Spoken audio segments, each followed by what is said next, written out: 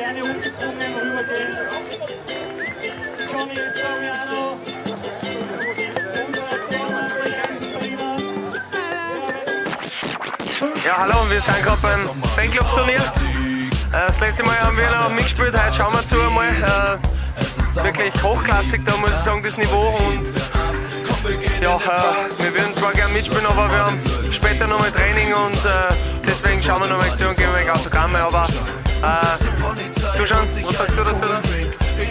Ja, wir geben auch Vollgas. Wir müssen selber noch ein bisschen arbeiten, am Nachmittag wieder eine Trainingseinheit, deshalb geht es nicht aus, aber wir haben uns trotzdem kurz die Zeit genommen, um hier bei einem hochklassigen Turnier vorbeizuschauen.